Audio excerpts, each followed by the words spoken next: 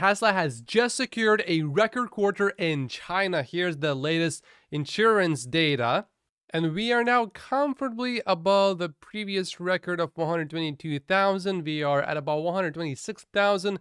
This is not final data, but usually it matches the actual data pretty well. And here are the actual numbers for the last week. We got about 16,000, which is a little bit lower than the previous week. And this is how the data compares to previous quarters.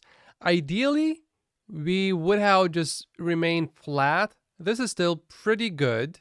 Although, if you look at the chart closely, you do see that often Tesla sort of remains flattish or maybe even jumps, except in the last quarter because the pricing was not adjusted yet. But most importantly, everyone was sick in China in December. That's really the reason why. There could be a few reasons why the slowdown happened week over week. And certainly I do expect a drop in the next report.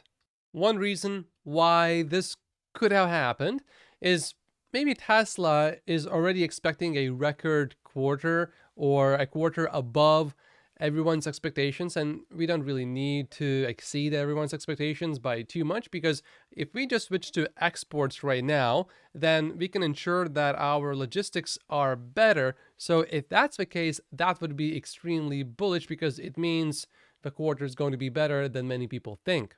A more sinister thought would be that simply Tesla ran out of buyers, and in that case we may expect another price adjustment. There could be also many other reasons, for example, logistic issues. Either way, I don't think it matters much because clearly we are going to have a record quarter in China.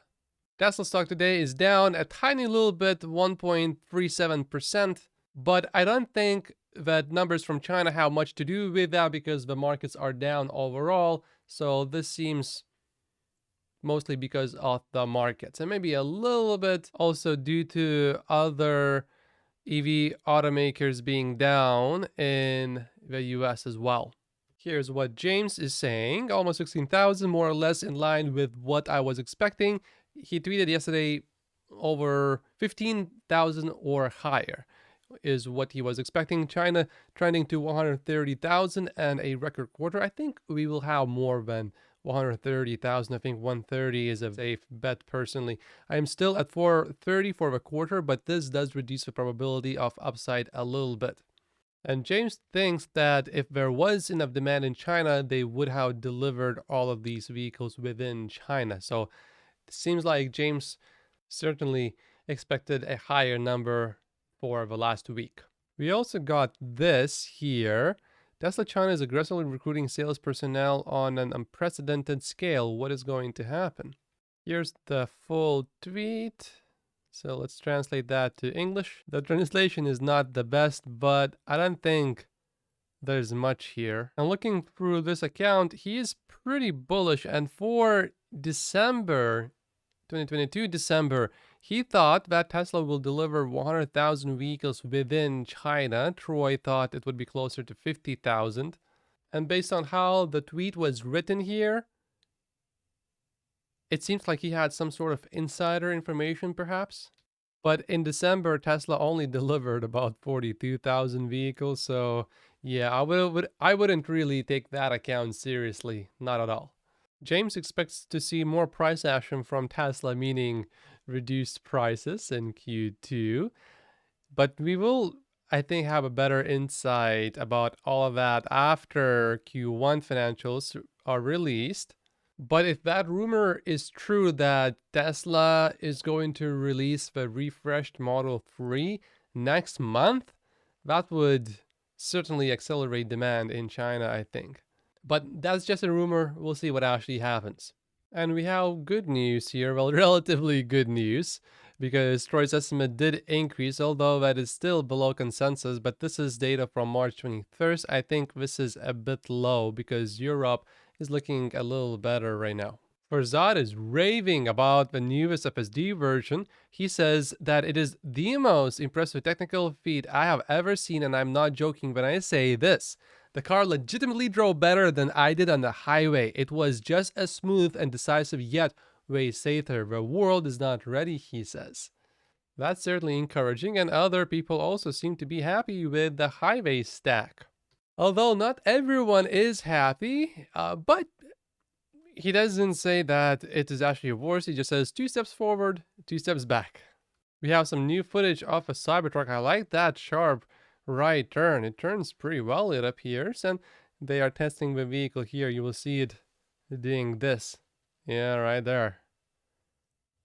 Do you personally like the giant windshield wiper right here?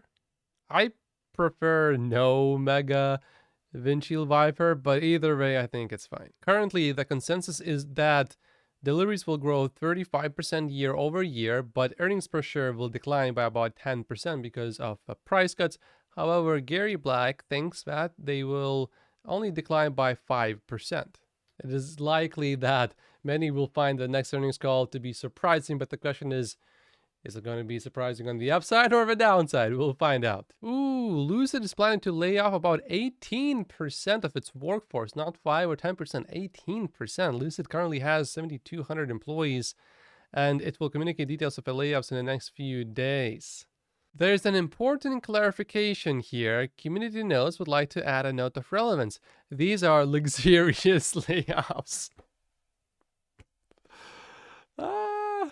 And this is interesting. New data from Recurrent Auto show that used EV batteries are lasting far longer than critics claim. Recurrent surveyed just over 15,000 EV owners. Only 1.5% had replaced their batteries outside of a recall or warranty period. Most of those were older Nissan Leafs lacking liquid battery temperature control systems. Okay, so they have Chevy Bolt EV. Over 30%? Well, that's because of official battery recalls, but that's crazy. And Hyundai Kona also so high. Nissan Leaf, Tesla Model S, all right. Jaguar, Tesla Model X, Audi from Model 3 and Model Y. Okay, I don't think we can really look at this data and have an actual conclusion because the first Model Ys were delivered when? In 2020, March. So yeah, I don't think it's fair to include vehicles that are no more than 3 years old in this to determine exactly how long EV batteries last. This data, yeah, just completely ignore this data. I'm not saying it's wrong. I'm just saying we don't know for sure 100% yet. You have to exclude Model Ys certainly. And how many of these Model 3s are from 2017? Yeah, so that's not a good number to look at. This is interesting. The Newsread team ran the numbers on Ford's stated ambitions for electric vehicles. Conclusion: ambitions imply reducing costs per car by 50% in 4 years. That is way too ambitious, they think. And even if Ford succeeds, it will enter 2027 with a cost per car 20% above Tesla still. Pierre says that even in Ford's dream scenario, and it is a dream scenario, Tesla still does not need to worry about Ford at all because Ford will not be able to compete with Tesla. Here are the latest positions of Gary Black's future fund. And what is interesting here is that Tesla is now in the number 2 position. It's no longer number 1. Tesla has 9.18% of the fund's assets allocated to the Tesla stock position. But Gary says that happened because Google has increased in price and Tesla stock has fallen in price since the investor day. So I don't think Gary is less bullish on Tesla stock, but he is also not adding. When will Gary add more to Tesla stock to get to 10%? One of Kathy's funds sold some Xpeng shares, although it was already a small position. If you own Xpeng and you bought at the top, I'm just sorry. You should have bought Tesla. Gary Black thinks that for this quarter in China, we will have 133,000 deliveries. And Emmett Pepper thinks it's going to be about 142,000. I think that's way too optimistic. Right now, we are at about 126, and to reach 142, Tesla would have to do something that it basically never does looking at this chart. It would have to keep the deliveries flat during the next week, which As you can see, every single quarter here, they drop. It's a possibility, but I don't see it as likely. We have some video footage released by the Foreign Relations Secretary in Mexico, and this shows us where the factory is going to be built. Interestingly, they say that this factory will consume less water than any auto factory in the world, which I would say is a confirmation that it is not going to have a paint shop.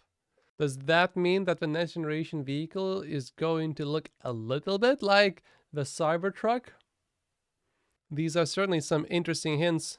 We'll need to pay attention to what's going on. And this is the Tesla stock buying opportunity explained by Elon Musk. My name is Matt Post. Just like and subscribe if you haven't yet, and I will see you in the next video. Thank you so much for watching.